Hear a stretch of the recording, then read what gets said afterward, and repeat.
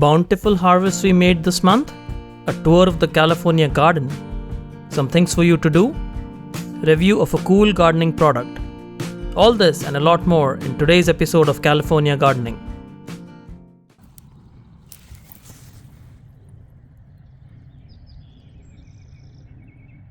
So let's begin with all the harvests we made this month, starting with beets. We were growing beets in our raised beds, and you can see here we have been growing these beets together as a bunch, and they have produced quite well. We had multicolored beets, and I usually grow the Detroit dark red beets alone for the most part. And I started growing these yellow or golden beets, and they're really good. They have a very nice taste. You can see we are harvesting some more beets here. Once again, multiple varieties growing as a bunch. And this is a good way to grow beets. You may not get all beets that are like really big in size, but most of the beets will get big and some of the beets will be smaller, which is perfectly fine for your home garden. You can look at these beets, beautiful looking beets. Spring is the best time to grow beets in Southern California. And this is the good time to harvest just before summer when the hotter weather starts setting in. And we have a lot of organic matter. Beets love good organic matter in the soil. And you can look at our harvest of beets here, beautiful looking beets. And beet greens are edible too. You can not only eat the greens but also the beet roots, making it a very nice vegetable to grow in your home garden. Cabbage. Another great cool season crop. Cabbage grows really well in the spring weather. And by the time it's summer, you can start harvesting your cabbages. And we've been harvesting cabbages all through winter and spring. And you can look at this cabbage head here, beautiful looking cabbage head, very nice and delicious. And we also had the red acre cabbage growing. Now these cabbages don't form bigger heads, but they're very nutritious. They have a lot of vitamins and antioxidants, making it a great choice for your home garden. Moving on to carrots. We were growing the Burpee A1 carrots in our garden in containers, and it was time to harvest them. Now the Burpee A1 carrots are one of the best carrot varieties you can grow. I have grown these many times. You can get the seeds from your local garden center.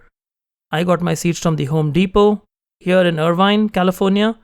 And the reason I love growing these carrots is because they grow consistently well. I have grown a few of these crops in the past year and this year, and they've all been really good.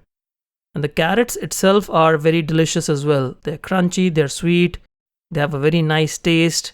They're not bitter like some other carrot varieties, making them an excellent variety to grow in the home garden.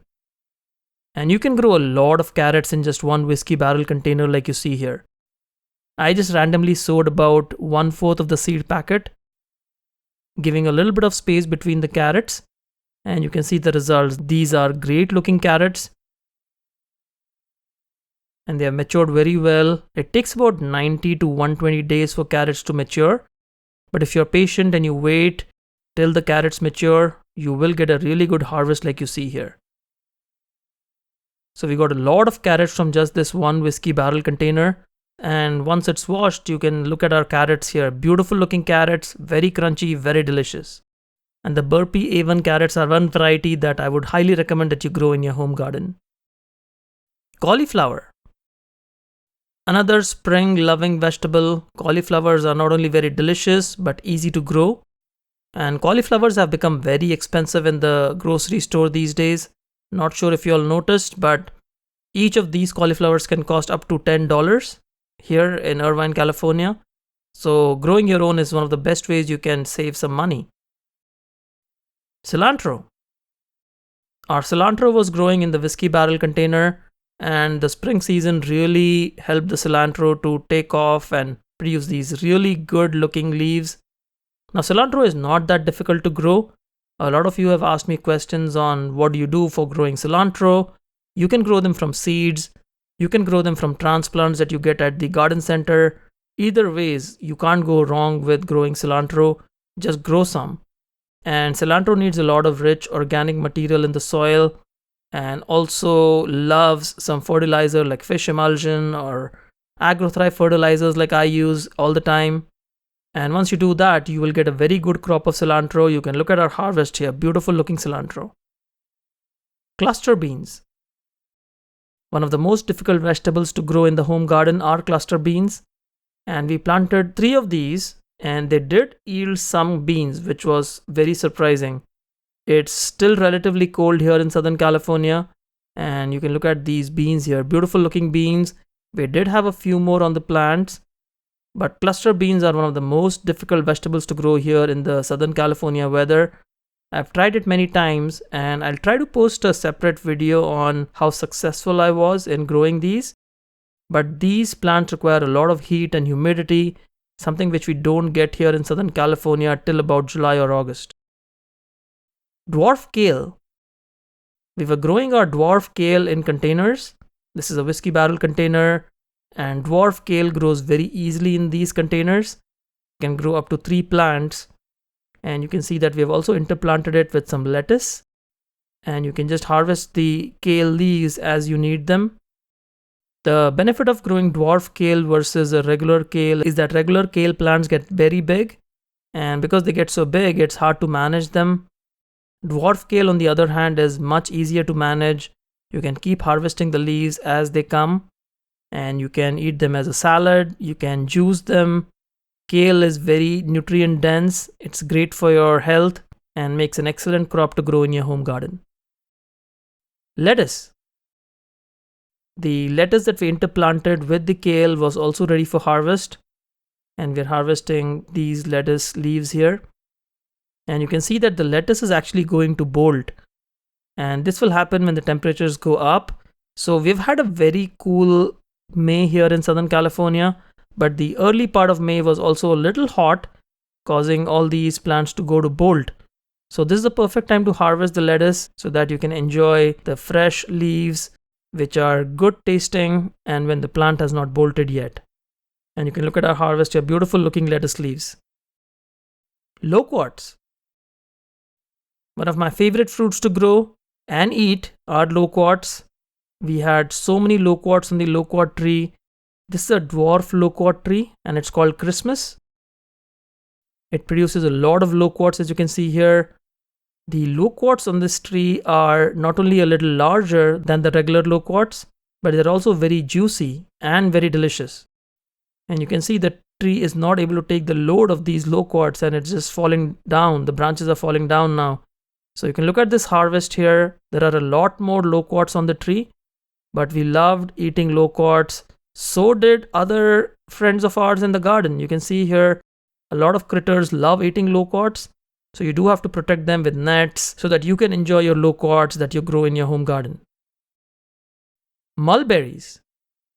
This is the first year that we got mulberries on our mulberry tree, and the tree is huge. This tree just took off in the last couple of years, and you can look at these mulberries here. Once they ripen, they just come off the tree. You just touch them and they come off. These are extremely delicious. I was really surprised at how nice mulberries taste. And for those of you who have mulberry trees at home, you know what I'm talking about. This is a great tasting fruit. One of the most difficult to harvest because they fall off really quick. As soon as you touch them, there you go, it just comes off the plant. So you do have to, first of all, find them. It's hard to find them. This one just fell down as soon as I touched it. So just be careful. If you press too hard, you're going to get all the mulberry juices on your hand. And just look at how nice they look. Once they ripen, they have this nice color, which is when they become sweet and they become ready to eat. And there are hundreds of mulberries on this plant. You can see this one here. This is a pretty long one. This is exactly how the mulberries look like. And here is a harvest. Beautiful looking mulberries, very delicious. And we are hoping to harvest more in the days to come. And as you can see here, it's a beautiful looking tree too. Potatoes. We were growing our Yukon Gold potatoes. We bought these as seed potatoes in around January, which is the perfect time to plant seed potatoes here in Southern California. They will grow through January and the early spring season, produce some nice foliage, and then once it's early summer, you can start harvesting them around May. And you can look at these potatoes, beautiful looking potatoes.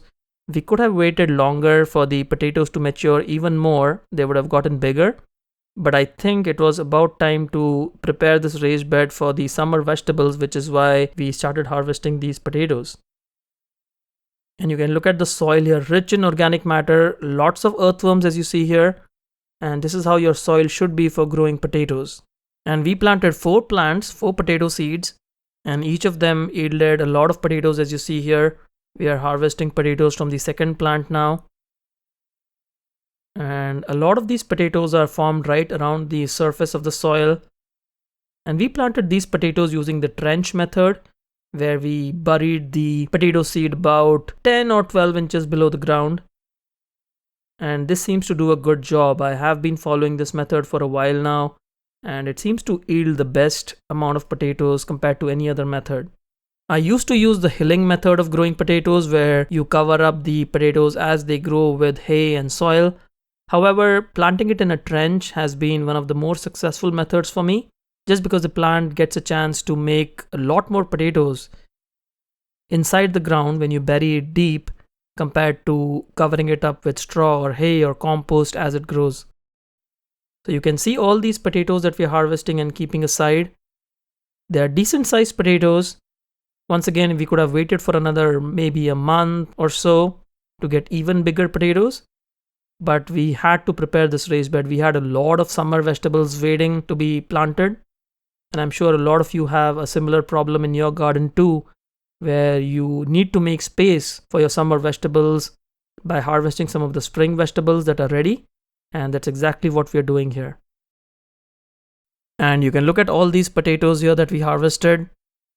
Beautiful looking potatoes, and we did wash them up because we're going to be using them right away, but if you want to store them longer, you can just keep them with the dirt on.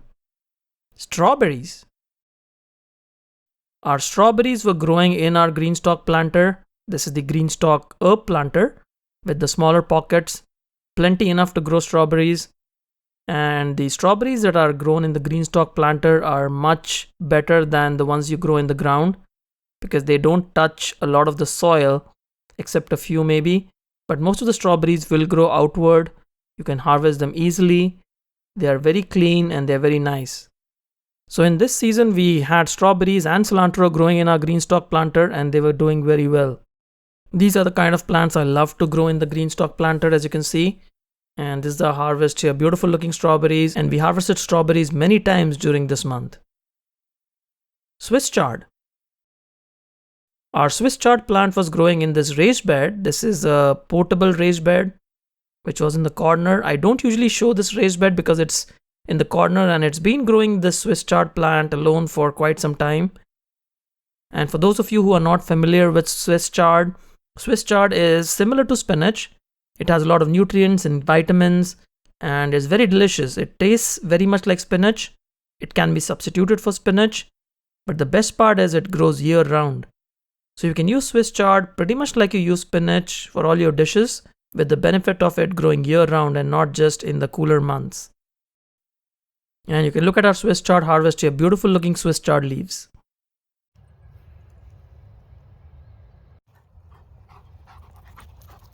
And now let's begin with the garden tour, starting with the raised beds.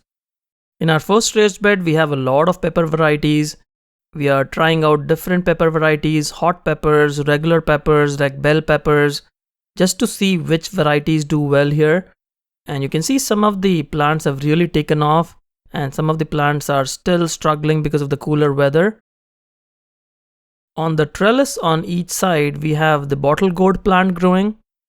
They have really taken off now with the weather getting warmer, and the ridge gourd as well. It's a little cold for ridge gourd, but eventually all of these will catch up. We have eggplants in the second raised bed, different varieties of eggplants, followed by some peppers. Again, various varieties of peppers here. I've labeled these plants and will share details with you later as we harvest them. Our tomatoes, these are the big Indian tomatoes. They have been growing really well. They are producing flowers now. They will turn into fruit soon. Some more peppers and some more eggplants here, all doing good. In the next raised bed, we have this beautiful plant. These are onion chives. You can see how beautiful these flowers are. And we have some shallots on the side. They're doing well. We have some more peppers here. Again, different varieties of peppers that we're trying. Some more eggplants here that we're trying. This bed doesn't seem to have a lot of nutrients compared to the first raised bed. You can see some yellowing of the leaves. Along the trellis, we have snake gourd plants. I planted different varieties of snake gourds along the trellis. There are about 8 plants here. We eat a lot of snake gourds. So this year I decided to plant more snake gourds on this trellis. We have our bush style cucumbers. These cucumbers grow smaller and still produce a lot of cucumbers. We have our okras. These are the Nombo giant okra. Followed by a cauliflower that you see here. And then we have some eggplants on the side. And then we also transplanted these taro root plants from the other raised bed. In the last raised bed, we have our asparagus beans. These are the bush type asparagus beans. And something that we are trying to grow for the first time this year. We have a lot of cucumbers. This is a cucumber patch. Lots of varieties of cucumbers, and I'll show you the varieties as I harvest them. And we're using the same technique we used last year with the tomato trellis. We have some burgundy okra plants. You can see one of them is slowly wilting because of the cooler weather here. And we also have a lot of ash gourds. We have ash gourd plants all along the side. And finally, our ivy gourd plant is now showing some signs of life. And that completes a tour of our raised beds. Let's move on to the containers. In the first container, we have the longevity spinach plant that's looking okay. We use this a lot. We have our hyacinth bean plants. This is a vining type hyacinth bean. And it's growing really well on this trellis that we created. And is almost on the top of the trellis already. We have our peppers. Lots of peppers growing here. I'm waiting for these peppers to grow bigger so we can harvest them. We have our tomatoes. The tomatoes are looking good now. These are the big Indian tomatoes, looking pretty good. We have our cucumber plants. This is the burpless variety of cucumber. And this cucumber plant will grow on this trellis. We have our Udmalpate eggplant. This is an Indian variety of eggplant. Really looking forward to this. Followed by snake gourds. We also grew snake gourds in a container. These were one of our first plants for the season.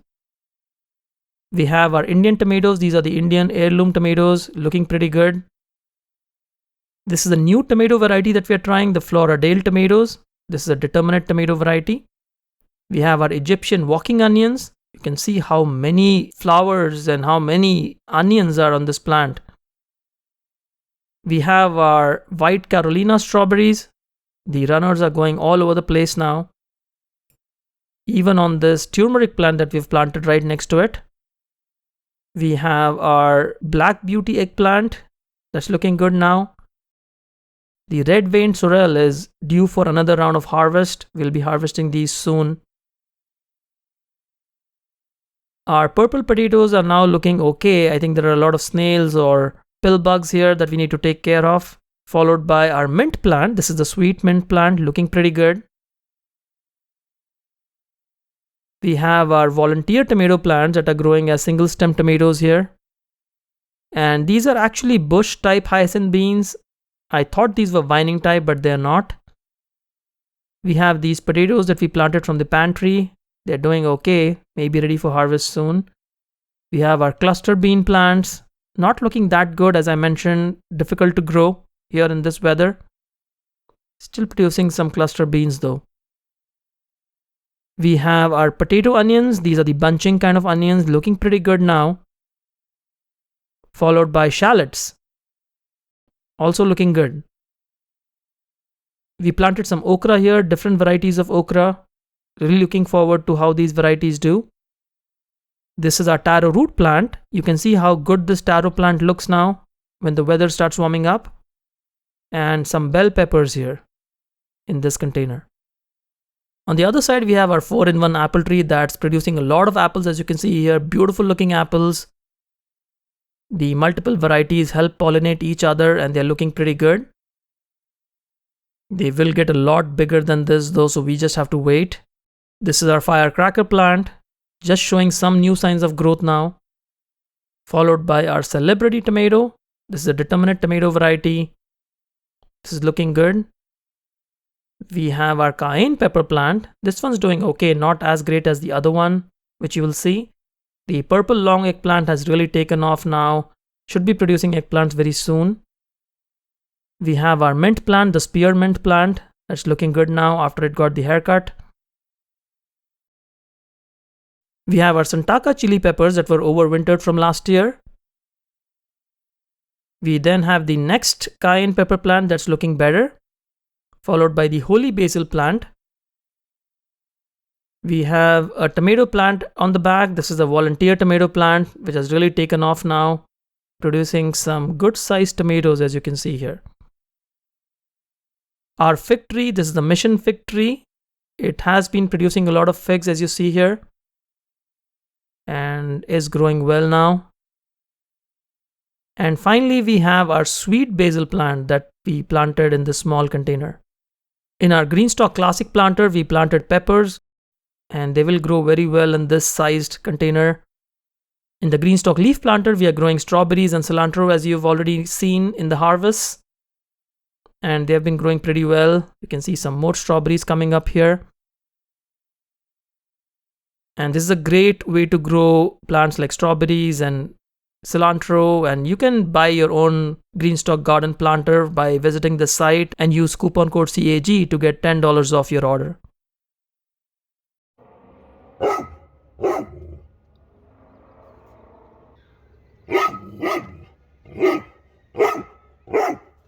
It's just a lizard.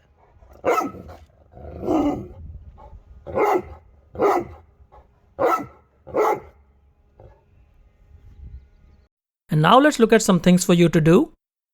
I get a lot of questions on how I fertilize my plants, and to fertilize my plants I use AgroThrive fertilizers.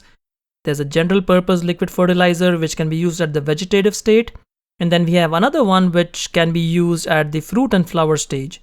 So these are excellent quality fertilizers. The best thing is that they have pre-digested nutrients, so your plants can take them up right away. And all you do is shake the product really well. And most of us actually take this for granted, but you do really need to shake the can really well before you start pouring it out. Now there are instructions on the package on how much to use, but I just eyeball it. I've been using this for such a long time that I know how much to put in the watering can. This is a 2-gallon watering can. And that's all I use to fertilize my plants. Now here you can see some small seedlings. These are the okra seedlings. And by adding a salt-based or synthetic fertilizer, you can burn them. Not with organic fertilizers though. Fish and seaweed based fertilizers like this AgroThrive fertilizer we are using will not burn the plants. You can gently water your plants with these and they will do great. And the best thing about these fertilizers are that they have pre-digested nutrients, so you don't have to wait till the nutrients break down in the soil. We're doing the same thing here for our pepper plants. You can see here they are small and they really need a lot of nutrients to grow very quickly during this stage. So if you're planning to buy AgroThrive fertilizers, do check out the links below. I will provide links in the video description and comments below. And you can use coupon code CAG to get 10% off your order.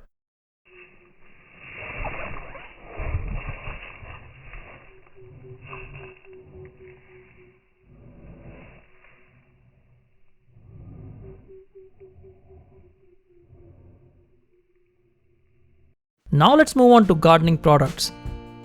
We will look at an easy to set up walk-in greenhouse that will help you grow a lot of plants in an easy way. This is the spot we have chosen to set up our greenhouse. We will show you how quickly you can assemble this greenhouse and get it ready to grow your plants. This location receives about 5 hours of sunlight every day. You can see the front area of the greenhouse here, and this is the back area of where the greenhouse will go. As you can see, there's a lot of sunlight here. Here is the package. This walk-in greenhouse was sent to me by the company for review.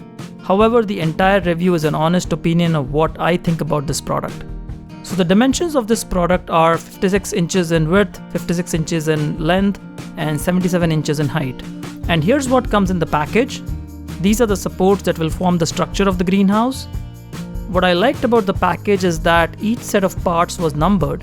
You can see it imprinted on the plastic package, and this makes it very easy to identify the parts. As you can see here, the part numbers are clearly labeled, they are good quality, and they are painted to avoid rust and damage when exposed to the elements. And here are the pieces that will help us join the supports in the greenhouse together. And these can be easily sorted out. They have a set of in and out points. They are just like PVC connections, T's, elbows, etc. And there are also subtle markings on the parts to differentiate them, which I found very useful. I highly recommend that you separate and group the similar connectors together. They will make your installation a lot easier. And it comes with exactly the number of connectors you need, so you can be sure that you did not miss anything during the assembly. Once you have opened up all the connectors and the supports are ready, you can refer to the manual for the installation. And the installation is very easy. It's like putting pieces of Legos together. Probably easier than that, as the manual clearly explains step by step on what parts you need for assembly and then the assembly steps. So here we have installed the first tier, quite simple to do as you can see here. And for the second tier, you just attach the connectors as you see here, push them down so they fit snug on the supports. And you can kind of guess the direction in which the connectors go, provided you know the front and the rear setup, as well as how the structure will eventually look like. It does take a little bit of force to push the connectors, but after doing a few, you will get the hang of doing it correctly. And don't worry, you can push down the connectors even more after you add the supports. They fit well into each other. As you can see here, we are now attaching the supports to the connectors. Use a little pressure to push them in and they fit in perfectly. Do this for all the supports that are in the current step of the manual.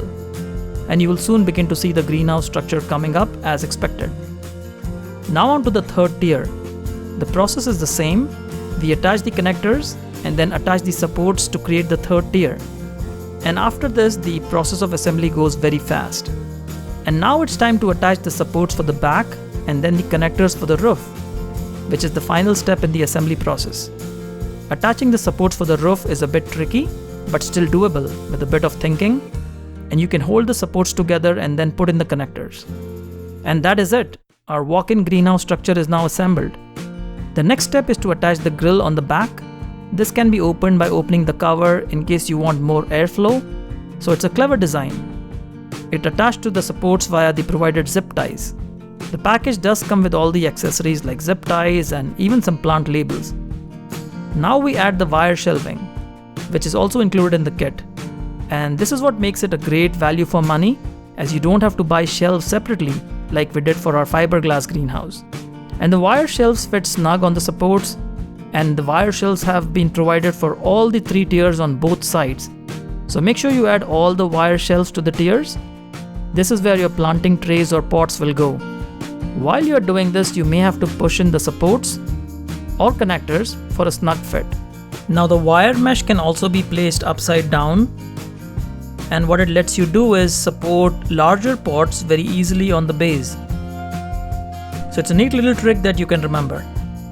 And after adding the greenhouse cover, the assembly is done. This is one of the benefits of a walk-in greenhouse with cover, which is that it's very easy to assemble and it's quick. It took me about an hour or so to assemble this. The clear cover is of good quality.